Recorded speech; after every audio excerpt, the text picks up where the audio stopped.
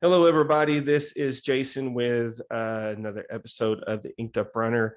I'm pretty excited. This interview is about a month in the making. Her and I have been going back and forth because she's always doing epic stuff, and so it's been back and forth trying to work it out between her stuff and my stuff. I just came back from New York, but let's see, she's got so many accolades. Let me see if I can just hit on some of them. She's won Blood Rock, the Blood Rock 100.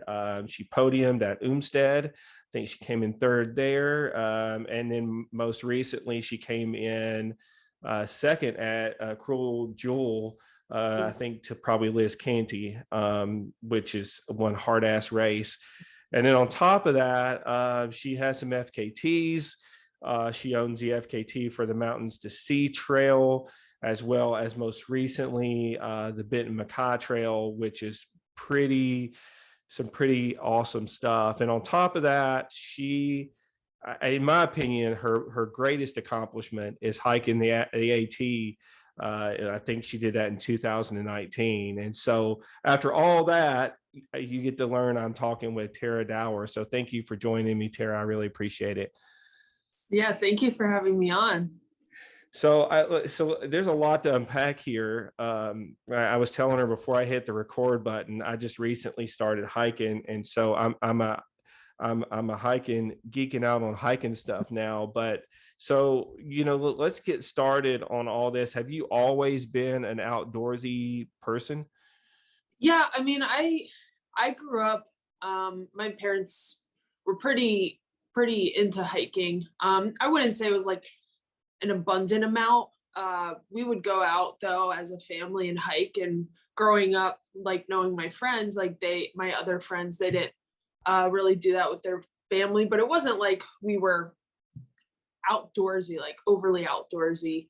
But when I graduated college, when I was in college, I watched this documentary, and I've always kind of been drawn to things that are hard, like that are tough and that kind of push you mentally and physically. And in college I wasn't doing anything like that, but I saw the AT, I saw the Appalachian Trail, and I was interested in that. And then after college, that's when I really started to dive into the outdoorsy lifestyle a lot more. Just everything, climbing, running, hiking, backpacking. That's really when I dove headfirst into more outdoorsy endeavors. So I guess we'll jump. I would like to jump into the AT stuff real quick, and then we'll hit on the running stuff here as well. But the AT stuff, like I always wonder, because I watch all the videos. I'm subscribed to so many thru hikers. It's not even funny. And Jeff, I think his name is Jeff Howe, the guy who cusses all the time. Saved by the Mountains. That's his trail name. Yeah. Abitat's his trail name, excuse me. So anyway, I watched every single one of his hikes, and it's funny because you're watching them, right? And you're thinking, how hard can this really be? And then you go and you put a pack on, and you're like, holy shit, this is heavy and this is hard. So like, like how much preparation did you do getting ready for that AT thru hike? Yeah. I actually didn't do a lot of physical preparation.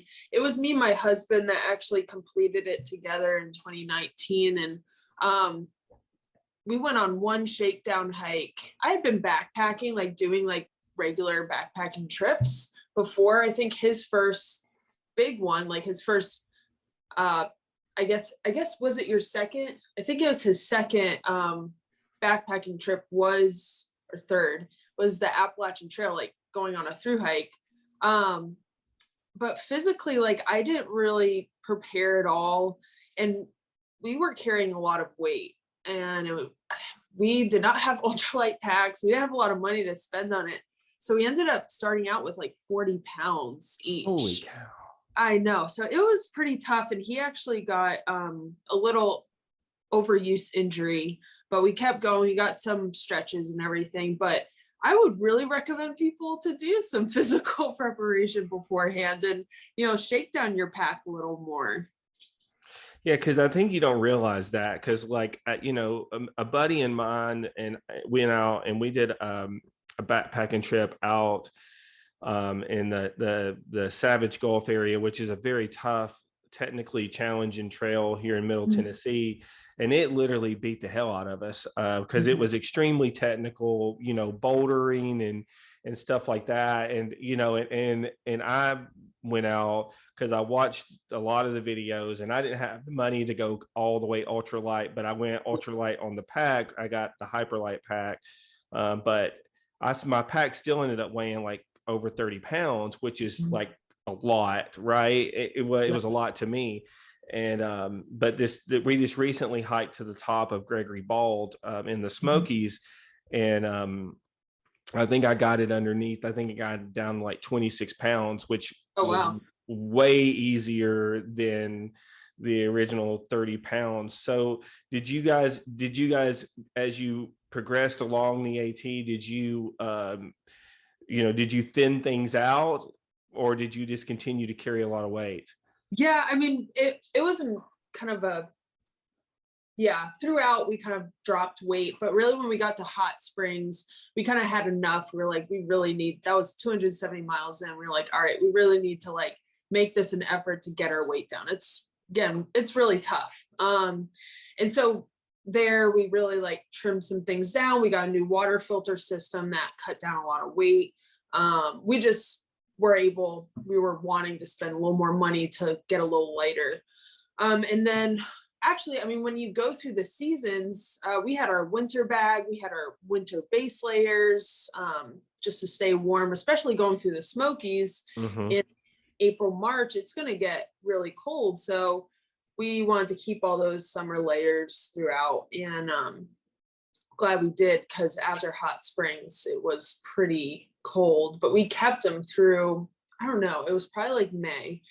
And once you switch to your summer bag, get rid of some clothes, like your weight goes down a lot. But starting out in March, February, I mean, it's pretty cold. You need to bring a lot to stay warm.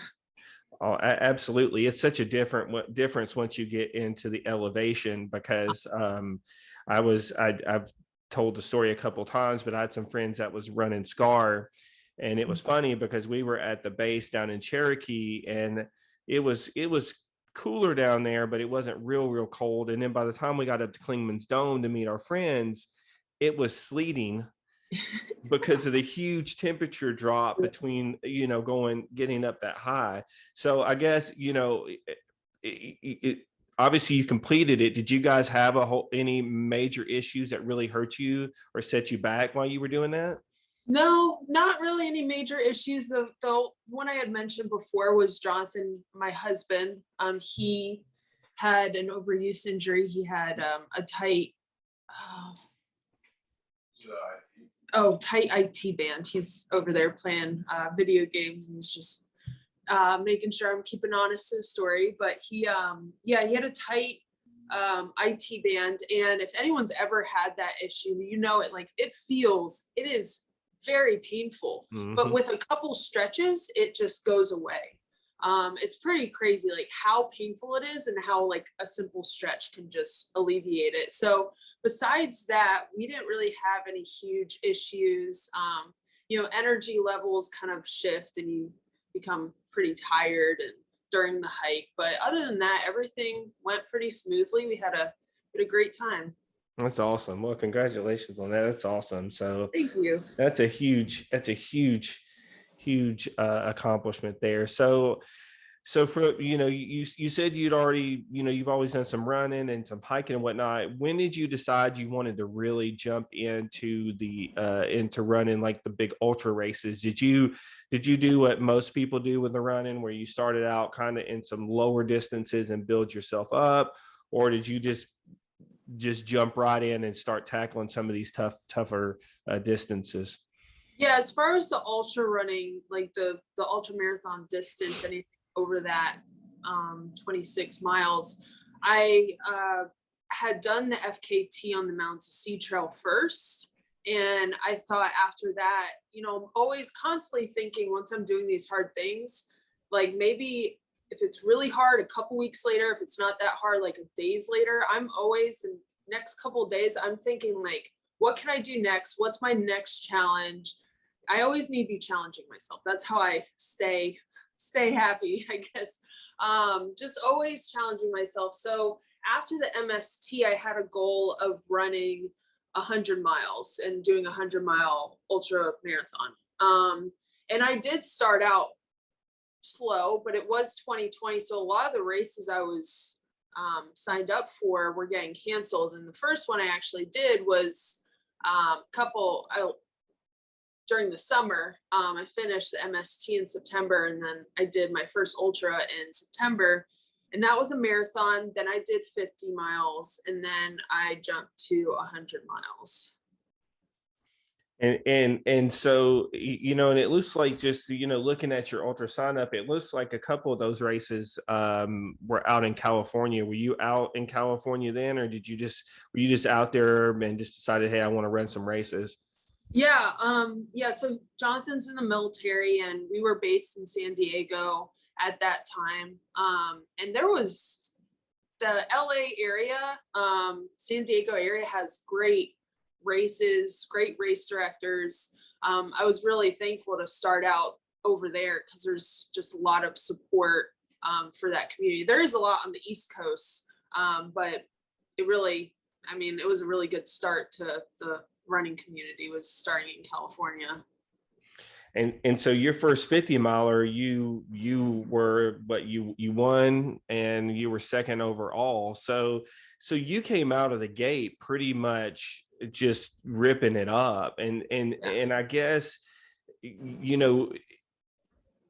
was that you felt like that was due to the fact of just all the hiking that you had already done, and you said you just finished the Mountains to Sea Trail, and you got the FKT there, and so did you feel like that all that fitness that you had kind of built up kind of just flowed right over in the trail running and just made it way easier for you?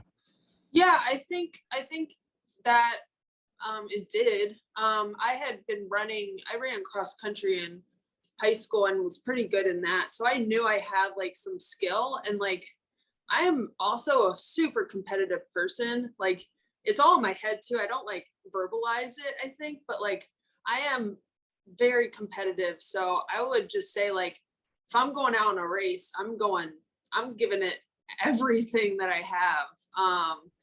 And I know that my competitive ways kind of is a lot to do with winning. I don't know. But it's funny because I normally always ask people I interview, was there any challenges you had? But when you look at your results, obviously you had zero challenges, because either you were first or second or top 2 or 3, which I know you still have challenges in that, but like I guess it seemed like your transition has seemed pretty seamless. And I guess, looking at some of your results, you ran Blood Rock, which when I had interviewed Jeff Browning a few months back, and Jeff was telling me that he felt like Blood Rock was one ass kicker of a race. Yeah. Is very much what did he say? It's kind of under the radar, right? It's a lot of people don't know about it, but it's a very hard race, right? But yeah, that was fun. I mean, you see the results, like I hadn't started ultra running. I was like a couple months in, I guess you could say, when I did Blood Rock, and I didn't know any really like the big names in ultra running. And then like Jeff Browning's there, and now I know who he is, and I see his results, and I follow him on Instagram. But I didn't know who he was. So like after the race, he came up to me, was like talking to me, and like somebody else was talking to me, and I was just like, there's a lot going on. But if I could go back to that moment and be like, oh my gosh, Jeff, you're so cool. But yeah, he killed that race. I was an hour, I think he told me when we met after the race, he's like, you were an hour behind me. And then my wife, I came into the aid station, she's like, you better like get going, there's this girl on your tail. And then he just went off and beat me by like 4 hours. But like, that was kind of cool that I was like an hour behind Jeff Browning. Yeah, that's awesome because Yeah. you know what's great about him is, I reached out to him for an interview, and that was around the time he was doing his FKT for the rim to rim to rim. Yeah. And I talked to him after the fact, and the guy is so nice, and like it's amazing the condition that he's in, and the guy is like, he's like 50, right? And I mean, he's like still like, top 10 at Hard Rock this past Mhm. week. I mean, this weekend, right? We're still on the weekend, so he still just crushing it. Hard Rock is an ass kicker of a race. Yeah. And I mean, and just able to compete. And he was going through his training regimen and the strength training and all the flexibility and the mobility training. I mean, I was like, I wish I'd have had, which is great because I've got it on video. I can go back and make notes of all the stuff he was saying that he does, because I mean, the guy is he's just killer. But it's cool now talking to you, and you were the person that was chasing him at Blood Rock. Yeah, that was a lot of fun. I did want to catch him because I felt amazing in that race. Like that was a fun race. Like I was having a great time. I love that course. I would totally go back and do it again. It's funny though, these elite people, I call them people, guys, right? It's so funny how they have like an extra gear, right? And it's like, when they need to, they just know how to turn it on and just crush it, right? Really what he did. He just kind of like took off. He just hit a switch. It was just like, Yeah. it was like me and some friends were talking about, Killian at Hard Rock this weekend, right? And him and I think it was Francois were, they were with each other all the way up to like 94. And Killian ends up, I think, I can't remember how much he ended up beating him by, but I mean, he ended up just like really gapping, putting a huge gap between him and second place in such a short amount of time. And that's just nuts how they're able to just hit a switch and go, right? Yeah. I mean, there's got to be something in their training that they just have I don't know if it's training or it's something deep within. It's just like something switches. You're already working so hard at it. And then, you find something, like you said, you just find something within that just gets you to get to that finish line faster. Yeah, and I think, I have a friend of mine who his training philosophy is negative split racing. And he actually has used it in multiple races. He used it, I think, to Boston qualify at a race. He talks about how he leaves just enough. He runs it in a manner to where he's running competitive, and then once he gets to a certain point, he hits the switch and starts hitting negative splits, and from that point on, he's really able to make ground and pick up space and stuff. And I don't know if that's what these guys do or what, but it's just amazing. But anyway, so you had Blood Rock, and then you did Umstead. You did very good there. I mean, you blew that course up. 16 hours. I mean, a 17-hour time there. Were you happy with that? Yeah, there's work to be done and lessons to be had from that race. But I did not expect myself. My goal was like 18. I think that was like my push goal was 18 hours. I forget exactly. But I was basing it off the winner from the year previous, her time. And so that's kind of what I was basing it off. And my coach was like, that's going to be hard, but this is how you do it. But like something I thought I was capable of was like somewhere in 20 hours. And then I got there and just was like going for it, which was good up until around halfway through. And then I just started you can see my splits, and it's just slower and slower. So there's definitely lessons to be had. In the last 4 miles, the second place woman passed me, who got second place. So that, just learning like, okay, maybe I should keep it back for the first 50 and then like really push it like she did. you'll look at her splits, it's almost opposite of mine. And just pushing it the last 50. I think that's a lesson I learned from that race, but I'm very happy with the time. I did not expect myself to do that. That's just, yeah, it was a good race. It was a good community. And it was awesome to watch Devin Yinko do that race. I mean, she passed me once and she was just having a great time talking with her pacer, talking with me. So that was really cool. That was a neat race. That's awesome. And so you mentioned coaching. So do you pretty much follow like a pretty regimental plan? Yeah. I really just follow whatever my coach tells me to run. I need to start putting some workouts in there, like some like knees, I guess, like just strengthening muscles around my knees, my ankles. And I've always done like shin splint exercises, not to prevent me from getting shin splints, because that's a big fear of mine, is getting shin splints. I've never had it, but I've heard one of my friends got it. And so I always try to do some more workouts to strengthen my knees, my just the lower legs, really. But honestly, I just try to get a lot of running uphill. I try to run uphill a lot, and I try to run fast during my training runs, and it's pretty much it. And then, like I said, my mind is constantly going, and it's like I'm always pushing myself. Like it's to a point, it's really difficult, especially during races. Something I struggle with, but I think it, like, overall, I mean, if you want good results, like having anxiety, I guess, is good for that, because I am always like, okay, if I don't make this training run the best training run, I'm not going to win this race. If I don't win this race, and I can't achieve this other thing I want to achieve, and it's just this cycle. And I guess all that to say, anxiety and being competitive, really, I think I owe a lot, owe a lot to, I guess you could say. Well, I mean, it's obviously working for you. So Yeah. I always ask the question when people mention coaches, who's your coach?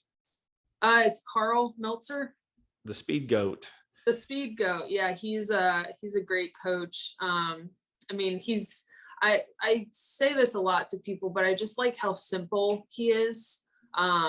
He makes it really simple, and somebody who has like anxiety and who think like, oh, like, am I doing this right or this right? He makes it really easy, and kind of calms that anxiety within me. And he's like, I mean, I remember one email I sent him was like, I want to be faster. And he's like, well, what do? You run faster. And then he gave me ways to do that. But the simplicity of his training plans is my favorite. Yeah, and he's got so much experience. It was funny because when I was talking with Jeff Browning, I asked him, I said, are you ever going to break Carl's record? Because, Jeff's behind Carl. And Jeff laughed, and he said, no, he said, I'm never going to break that record. And then we went on to talk about how he's going to tackle his first 200 miler this year. And I told Jeff, I said, well, you know what, you can let Carl have the 100 milers, and you can be the 200 mile king, and just start running nothing but 200 milers. And he said, and he laughed, and he said, maybe, he said, I got to see how I do in this first one. But it's interesting about Carl. We were talking about that extra gear, but I think there was a story with him at he ran No Business here in I don't know if you've heard of No Business, but he ran No Business a few years ago, and he was running with like the second place guy, which is like this younger guy. And the younger guy was just running with him, just doing very well, and then all of a sudden Carl just like left him, and it was over, right? Because he's Carl. But and I think a lot of times running can, I think a lot of times we do make running more difficult than it really is. Because I remember listening to Courtney DeWalter talk about her training, and you listen to her talk about her training, and you like how right? I mean, you could argue that she's the best ultra runner in the world. You could argue it, right? I mean, somebody stated it, when she's on, she's almost impossible to beat. Yeah. I mean, we saw that at Hard Rock this past Yeah. weekend. Last year she DNF because she wasn't feeling well. This year, she was just Courtney. I Yeah. mean, and like, when she went to UTMB and she's went there and won UTMB, but she talks about her training, and I've not heard her recently, but I heard her talk about her training, she was talking about how she knows she needs like a long run and she knows it needs to be X amount of time. She just goes out and does it, and she just runs based off of how she's feeling. And if she doesn't feel good, she cuts it short and she comes back. If she's feeling great, she keeps on going. But it works for her, and it's so casual, and you listen to her and you're like, how in the hell does she win so much? But whatever she's doing, it's obviously working. But I think a lot of times, for a lot of us, if we simplify what we're doing, it may make it easier on us. I don't know. Yeah. Yeah, I mean, I remember hearing her talk about her training, or like what she was going to do this summer, and she was just like, well, my training is to have fun in the mountains. I was like, make it so easy. It's so easy to her, just having fun in the mountains. That sounds great. I mean, she's doing exactly what she wants to do. She's having a great time and she's winning. I mean, that's amazing. Right. And I mean, and she's beating like some badass runners too. I mean, she's not like just, she's not like just beating like regular folks. I mean, that women's field at Hard Rock was fairly stacked. And I mean, she came out and just won it, just like Killian, same scenario where the men's field was stacked and he came out on top of it. But I guess, talking about you doing hard things, you ran arguably one of the hardest 100-mile races in the East in Cruel Jewel, and you're shaking your head. I mean, talk about that race for you, because you were second overall, right? And I mean, I believe that was this was this past year, right? Liz Canty, I think, did the course record there. But you were second overall and you were eighth overall, so you top 10 and podium second to that. How did you feel like that one went? I mean, because that's a hard freaking course. Yeah, it is a really hard course. And just to put, I mean, I've done a lot of difficult things, and I got done with the race. The first thing I said to the race director was, that's the hardest thing I've ever done, like ever in my life. That's the hardest thing. It was so hard. And like looking back at it now, I was like thinking, you always look back and you're like, oh, was that as hard as it was? And I remember specific moments and I'm just like, just done, just completely done. And I was completely done about 70 miles in, and wanted to DNF. I was like, okay, I'm fine with DNFing. Like Courtney did it in Hard Rock this past year, like not this recent time, but like last year she DNF'd, and like Sabrina Stanley, like she talks about when she started how she DNF'd once. It's like, oh, it's fine, like I could do that. And I just wasn't feeling good. And it's really a testament to that whole verbiage that David Horton has, is like, it doesn't always get worse. And if you just keep with something, it will get better. Like you'll probably feel better in like 20, 30 minutes, an hour. And I just gave it time, and I felt better. So I finished, but it was really difficult because that first 20 miles, the first and last 20 miles, it's an out and back. First and last 20 miles is just so much elevation gains, so much climbing. It's on Duncan Ridge, otherwise known as the Dragon Spine. And it's just brutal. It's just brutal. What is it? I think it's like, is it 36,000 feet? Yeah, that's right. Yeah. And a lot of that is in the first and the last 20 miles. So it's just so difficult. And that's crazy hearing you talk about that, struggling, and here you are, like, and you're competitive at this point, and and you remain competitive even through it, and came in second overall, behind Liz. I mean, hell, that's amazing, knowing that you were up against that wall that late in the race and was able to reel it in and still be able to close it out in such a strong manner. So, Yeah. hats off to you, and everybody that I've interviewed that's ran that race said it's the hardest race they've ever ran. I mean, other than somebody who's done Barkley, right? And I mean, anybody who's ran Barkley talks. I mean, you can't compare anything to No. Barkley, right? I mean, there's nothing out there that Yeah. compares to that. But and I guess, from there, we're going to talk. How I heard about you was my friend Pete Schreiner, who is just the most amazing photographer. Pete helped a friend of mine run Scar. And then I interviewed Pete because I'd always followed him on Instagram. And then what was funny was, Pete is a badass runner with no official running results, but he's done a lot of hard stuff. Yeah. So, and he just texts me out of nowhere, and he's like, "You've got to talk. You've got to talk." To this lady who just did this FKT. I just did some photography for it. And I had heard about the Benton Mackaye Trail from somebody else who I'd interviewed much earlier on in my interview in life, and she had talked about how great that trail was and about how it was just a wonderful trail. So you got the FKT at Benton Mackaye. How was that? And I guess the question is, what drew you to wanting to get that one? Yeah. I mean, first off, just thanks to Pete. Pete is an amazing guy, and if you don't follow him on Instagram, you need to. He's got some great content about ultra running, and he's an amazing photographer and just an amazing person too. He's so generous and so kind.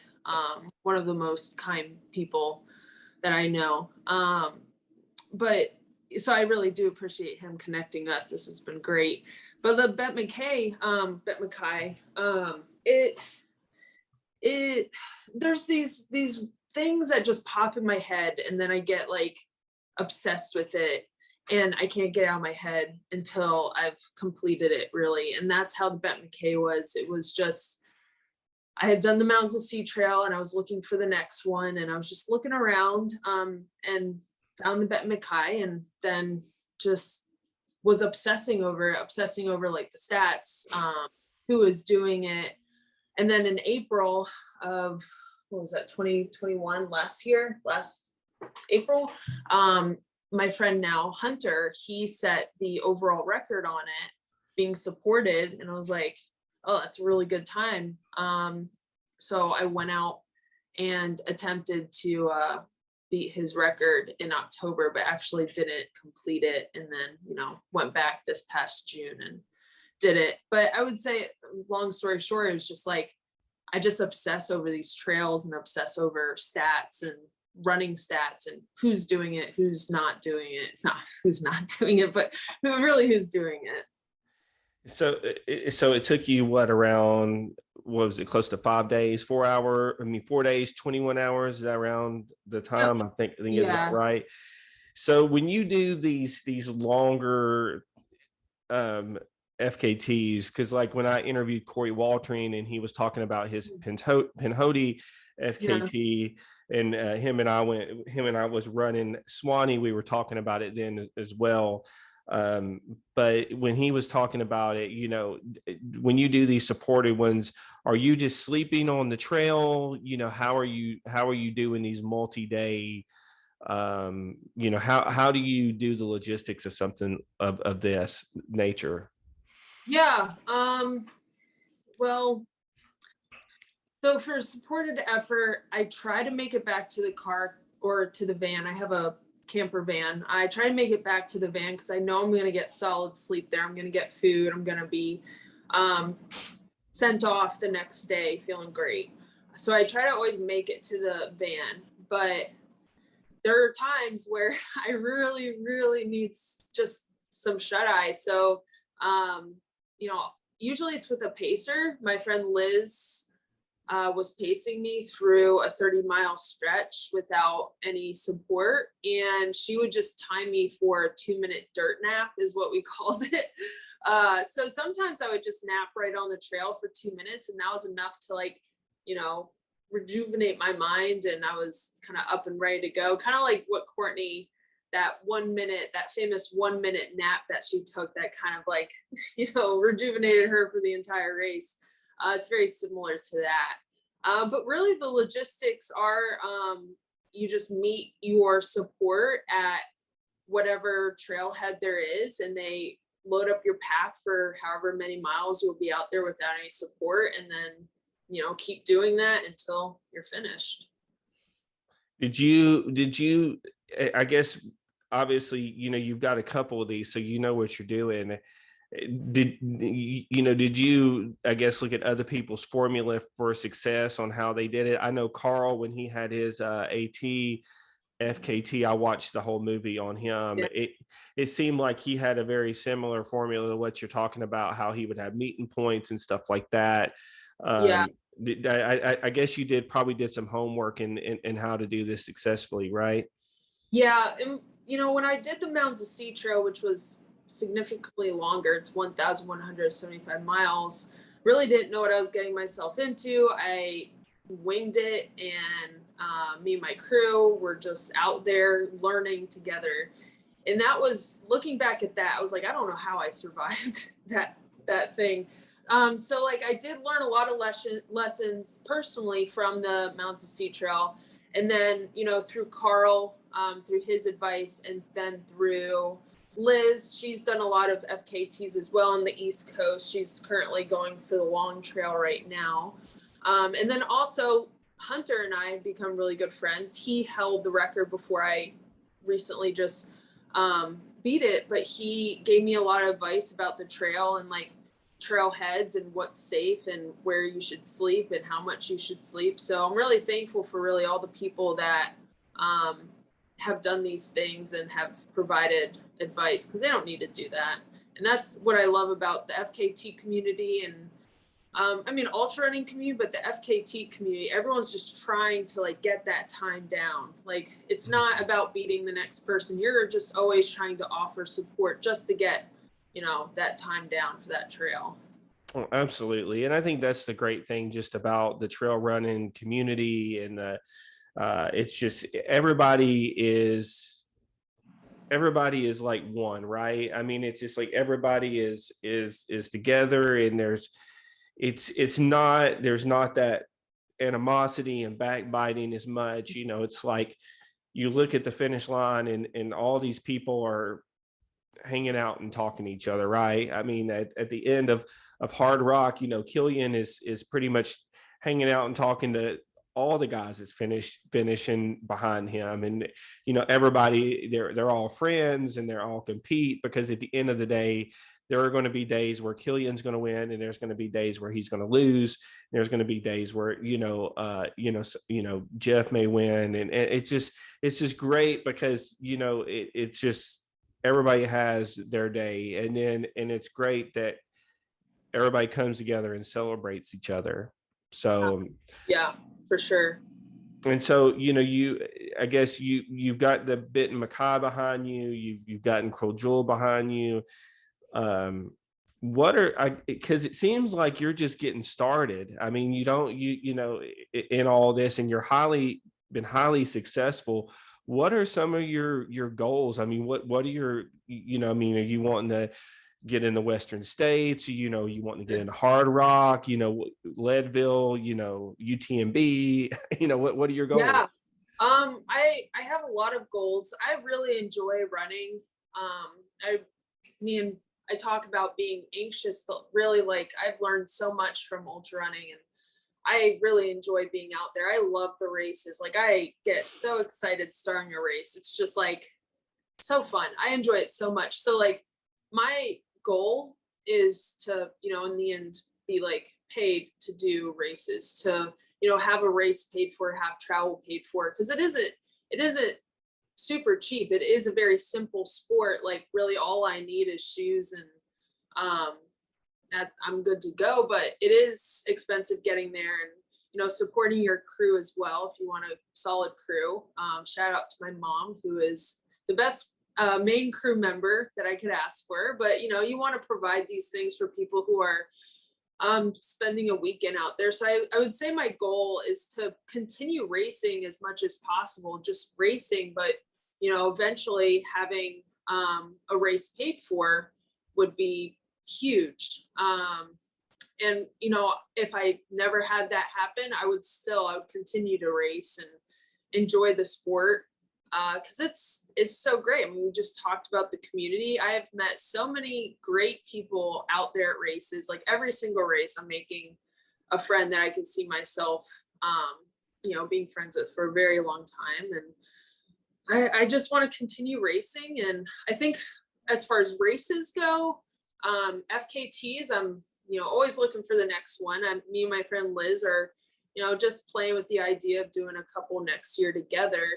But as far as races go for ultra running, I've always had a goal of doing hard rock. That's always been a race I've been kind of drawn to, but I know that it's a little tougher to get into that. So I know eventually, if it's 10 years down the line or like next year, I want to do hard rock at least once.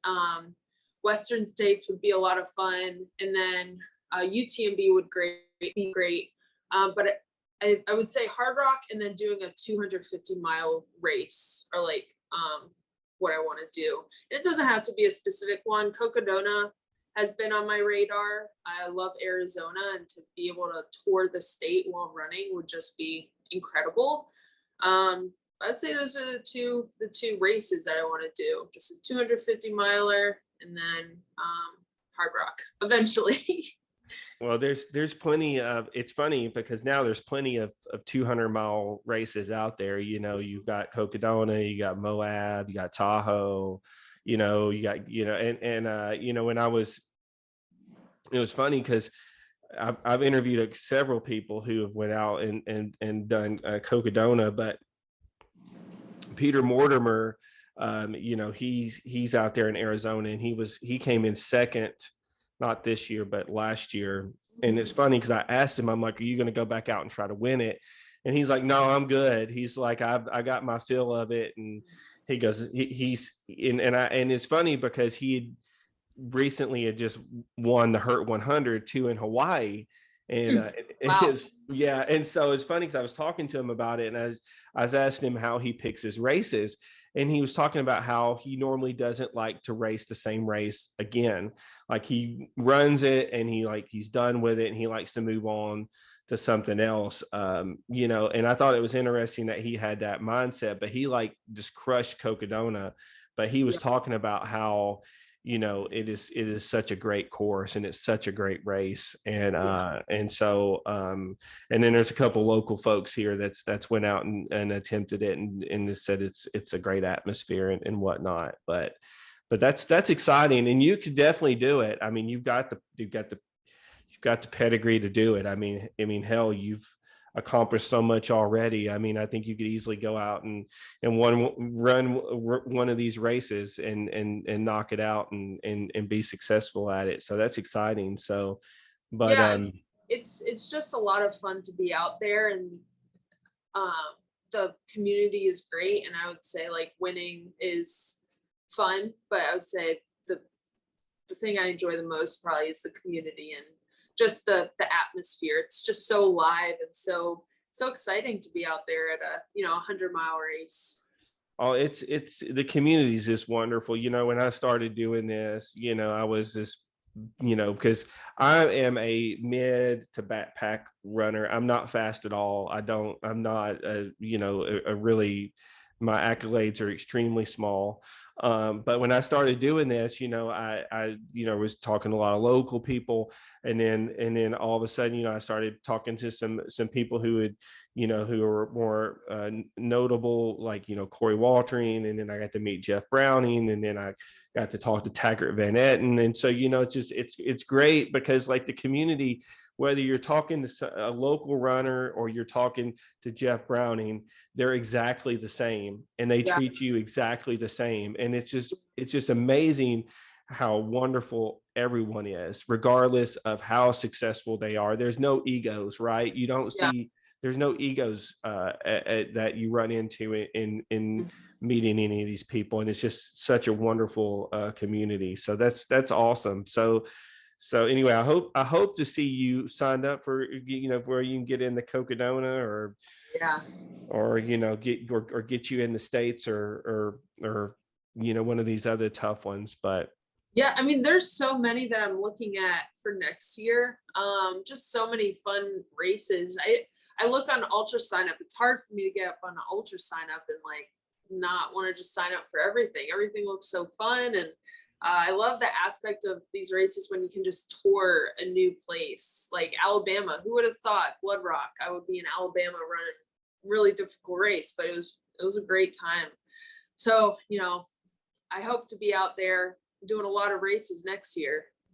so see, now you got to go down to Pinhoti, Oh, and yeah. you got to run Pinhoti now, because you got Blood Rock, and you got to go down. You got to sign up for Pinhoti, I gotta and do it. you got to do Pinhoti. I mean, if you've done Cruel Jewel, you've done Blood Rock, and you've done Umstead, and another one that's tough out there in your area, your neck of the woods, is because you're in North Carolina, right? I'm actually in Virginia Beach. Virginia Beach. Okay, so you're Yeah. still closer. Yeah. Is Cloud Splitter. Uh-huh. The Cloud Splitter Yep. 100 miler. That one is an ass kicker too. Um, Okay. and that one's really, really tough. And I think your coach ran it. I think your coach might have. I think Carl ran Cloud Splitter. Maybe I'm thinking about a different. Okay. But anyway, you could ask him about it and say, "Have you ran it?" I think he did run it. It's a very, very hard 100 miler in North Carolina. So That sounds like fun. yeah, oh yeah, yeah. It's not for me, but for other people, it's definitely fun. But uh, but anyway, I really appreciate you like taking the time out to talk to me. I won't keep you anymore, but it's been just wonderful talking to you and hearing about all your wonderful adventures. It's just like, man, maybe one day I'll get to be able to do some of these crazy hiking adventures where I can go and be gone for weeks at a time. It's so cool if you want to do like a through hike, but like do it quickly. Like anyone can go out there and do like a supported hike. I think it should be done more often. I mean, you need people to help you, but like go on the Benton Mackaye Trail and do like a week out there. It's just a great time. Like just hanging out with friends and running and being on trails. At the end of the day, I always like to say with these races or FKTs, at the end of the day, it's what I love doing. And at the end of the day, it's a walk in the woods. And that's exactly what I love to do and where I love to be. That's 100% true. My friend always says these races are long walks in the woods. So that's right. So, Yeah. but that is going to be it for this week's episode. Sorry, I took off a few weeks, but we're back on track now. So that's going to be it for this week. As always, there'll be a video and audio version, depending on which one you want to see. And that's going to be it. So as always, I will see you on the trail.